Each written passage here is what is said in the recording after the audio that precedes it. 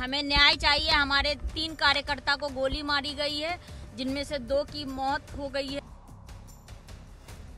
मेरे ऊपर जानलेवा हमला हुआ है। पत्थर, बांस और डंडा लेकर के भद्दी मुझे गालियां दी गई है।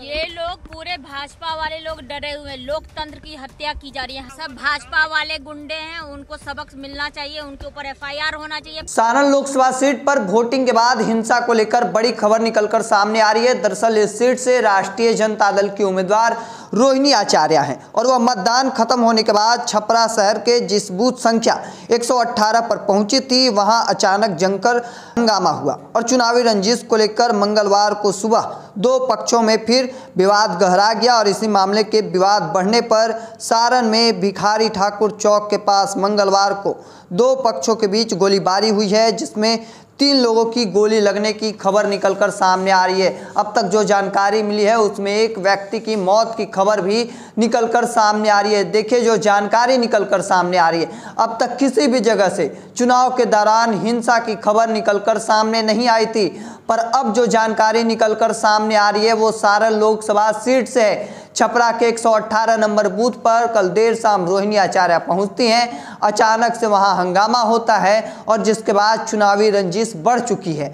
और जिसके बाद अब हालात ये हो चुके हैं कि वहां इंटरनेट कनेक्शन को बंद किया गया है। देखिए, बड़ी खबर निकलकर सामने और इस पर रोहिणी आचार्य का बड़ा बयान निकलकर सामने आया है। पहले उनके पूरे बयानों को सुनिए। ये लोग पूरे भाजपा वाले लोग डरे हुए हैं। लोकतंत्र की हत्या की जा रही है। हमें न्याय चाहिए। हमारे 3 कार्यकर्ता को गोली मारी गई है, जिनमें से 2 की मौत हो गई है।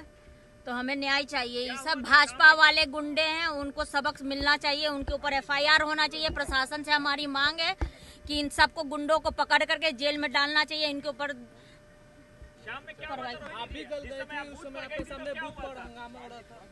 एज अ कैंडिडेट हमको अधिकार है। हर एक बूथ पे आप लोग भी सब कोई थे मेरे साथ। वहाँ पे हम बूथ लूटने गए थे देखने के लिए कि कितना पोलिंग हुआ, क्या हुआ। उसमें से एक ये जो भाजपा वाले जो गुंडे हैं वो बैठे हुए थे अंदर में। उनसे पूछे हम कि आप वोट डाल दिए, तो बोला कि हाँ डाल दिए। तो हम फिर अंदर क्या करने, आप बाहर निकलिए। उसी पे ये लोग भद्दी मुझे गालियां दी गई है। उसके बाद से ये लोग पत्थर, बांस और डंडा लेकर के मेरे ऊपर जानलेवा हमला हुआ है और उसके बाद से मेरे कार्यकर्ता को आज सुबह मार दिया गया है। चोट नहीं लगी, लेकिन भद्दी कोई बेटी को भद्दी गाली देगा? कौन दिया उनको अधिकारी? भाजपा वाले गुंडे को। हताशा में है क्या? कौन हताशा में रहेगा? भाजपा वाले हताशा में है। ये देखिए क्या कर रहे हैं ये लोग, गुंडागर्दी पे आ गए हैं, बदनाम कर रहे हैं गोदी मीडिया में। कल से